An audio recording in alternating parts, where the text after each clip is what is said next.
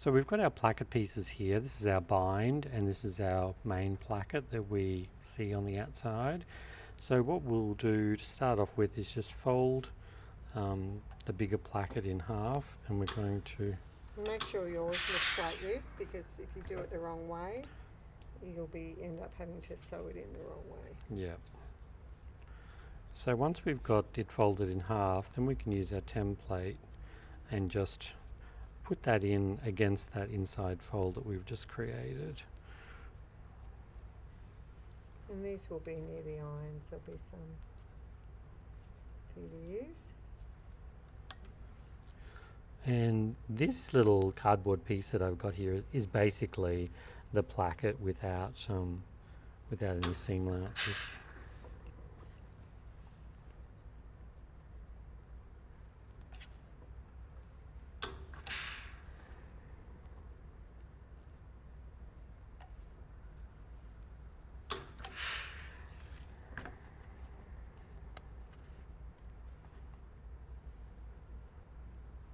And that'll just make it easier, to find the Easy to finish get a bit. really nice finish, yeah. Yep.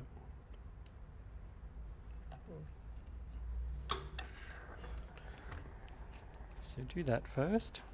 So we've got our pieces here. So we've got our folded, pressed outer placket and our bind here.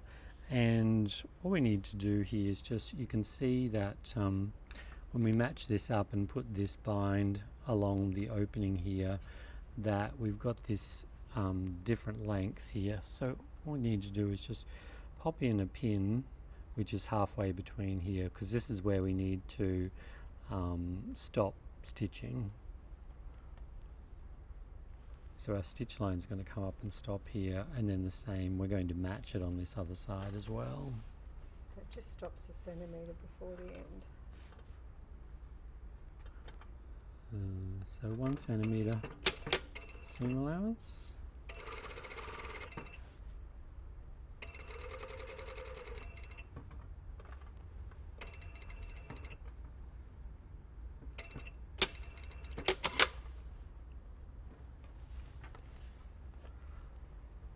And then sewing the other side. So I'm just looking at this side now and trying to match that on the other side.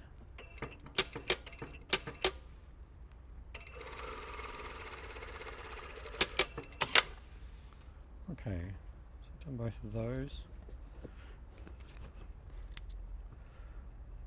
Now we just need to snip in, so from the end of the split we're going to snip over to the end of the stitching. Be careful with this that you do it correctly.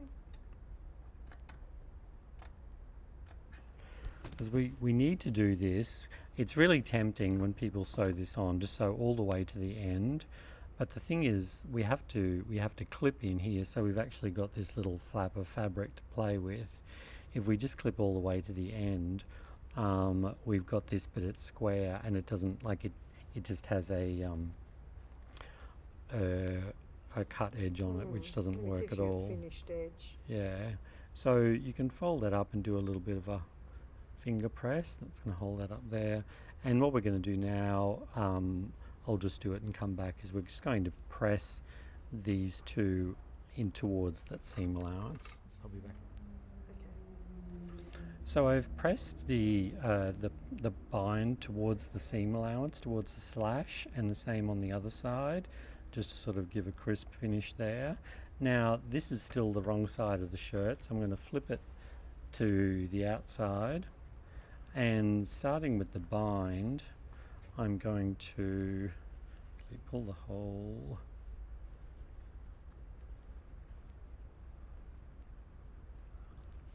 so pull the whole bind out. So there, yeah, so I can, and then actually let's just do this one too. So I'm pulling everything to the outside. Now I want to finish this edge, so what I need to do is just fold this in half and then fold that down again, and I'm going to stitch along here, and that'll finish off that edge for me.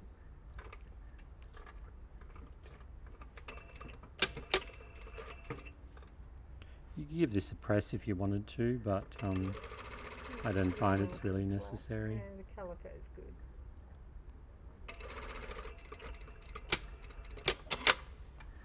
Okay, so that's that side finished, and on this side here. Now on this side here, I find it's easier rather than stitching this way, because we actually have to stitch. We have to stitch across here because we need to keep that bit there, you know, secured on the inside. So we've got this point where we finished stitching originally as a bit of a guideline, and you can pull that back and you can see that edge under there. So we're going to go up a tiny bit past that, and we're going to start here on this side.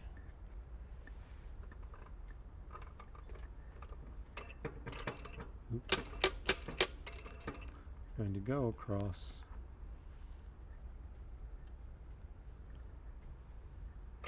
the other side.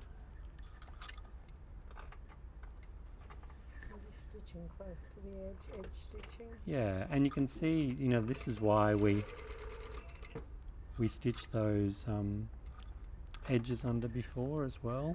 Yeah, it's just so much easier to do this part now.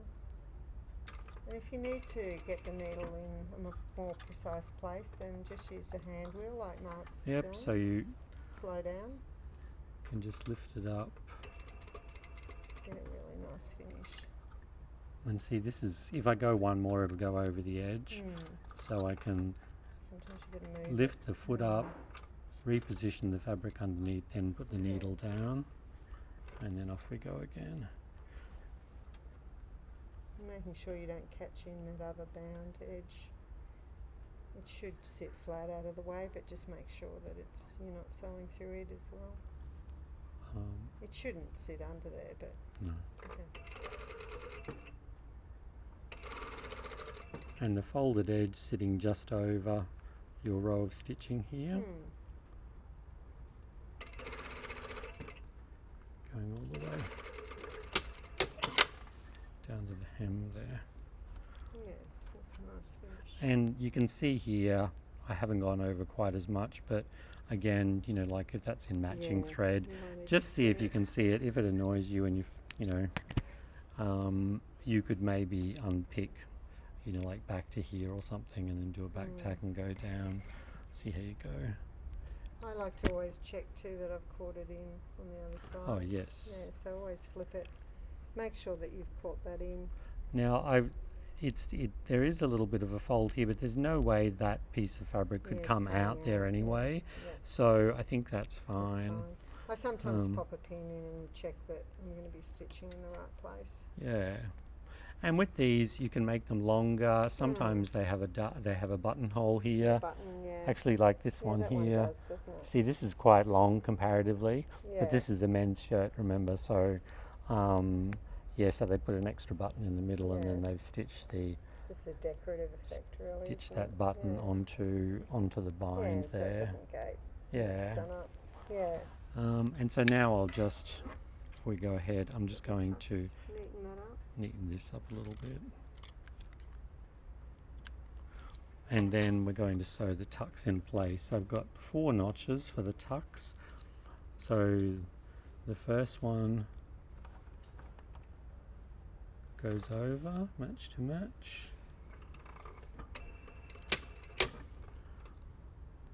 And then the second one. And I'm stitching these, stay stitching them together 5mm from the edge, so that they won't interfere, or you won't see them when we're sewing the cuff on. And then if you want to give this a press later, you would be pressing it from this one here. Some people love a nice sharp crease along their shirts, so it would be the one closest to the placket that you would use to press that. But I don't do that. Alright, so now we're going to fold this. So this is now the outside of our sleeve. So I'm just going to fold this over, stitch the underarm. Notch halfway down, Mark. No, No notch halfway down. No, everybody's an expert by So you now. can put balance notches on your pattern if Yeah. you want to make it a bit easier. So what I do is match it to the end, yeah. pull it, make sure the right sides are together, hold the it. middle, Yeah. and then just work to that bit there. But yeah, if you don't control it like that, you'll find you get to the end and it'll be out 9 times out of 10. Yeah. And like we said before too, if it's out quite a bit, it'd be a perfect idea to go back to and check your pattern. Then you're just going to overlock that now with the I am, yes. front side of the sleeve. So how do we know which is the front side of the sleeve? We go up to the notches. Yep.